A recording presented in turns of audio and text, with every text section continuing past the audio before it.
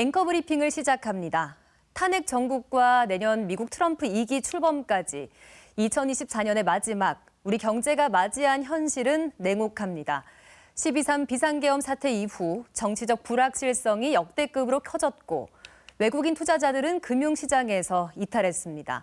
특히 내년 1월 20일에 출범하는 미국 트럼프 2기 행정부의 관세 리스크가 현실화될 경우 한국 경제는 벼랑 끝으로 몰릴 수 있다는 우려가 커지고 있습니다.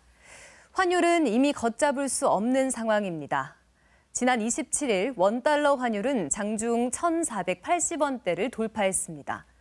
이런 환율 급등세는 글로벌 금융위기를 겪은 2009년 3월 이후 15년 10개월 만에 처음입니다. 비상계엄 이후 1,400원을 훌쩍 뛰어넘은 원달러 환율은 좀처럼 내려올 기미를 보이지 않고 있습니다. 천장을 뚫은 환율뿐만이 아니라 부쩍 약해진 경제 체력도 문제입니다. 한국은행이 최근 발표한 내년 경제 성장률 전망치는 1.9%, 내후년 전망치는 1.8%입니다.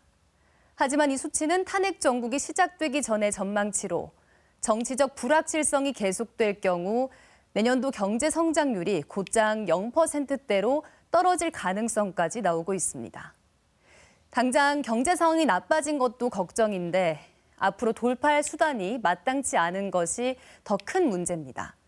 이처럼 한국 경제가 앞이 안 보인다는 전망이 계속되면서 국내 증시는 고전을 면치 못하고 있습니다. 새해 개인 투자자들은 혼란한 국내 정치 상황과 미국의 트럼프 2기 행정부 출범에 따른 불확실성을 고려해서 어느 때보다도 신중하게 판단해야 한다는 목소리가 높습니다.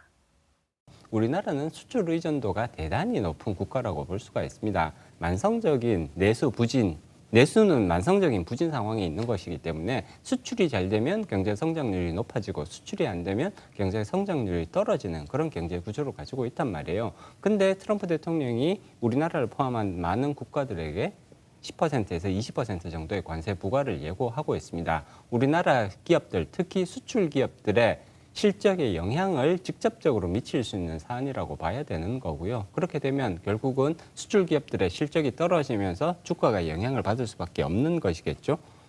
내년도 코스피가 2,300에서 한 2,700 정도의 박스권에서 머문다고 생각을 하면은 지수를 추종하는 ETF에 투자를 하시는 것도 하나의 대안이 될 수가 있을 것 같습니다.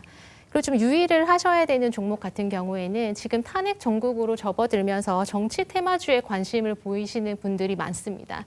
근데 테마주라는 것은 기업의 실적이나 가치에 관계없이 움직이는 종목이기 때문에 물론 일부는 돈을 버시는 분들도 있겠지만 대부분은 큰 손실을 경험하시게 될 겁니다. 그러니까 주위에서 테마주로 돈 벌었다는 이야기 들어도 부러워하지 마시고 투자 철학과 원칙을 가지고 투자를 하셨으면 좋겠습니다.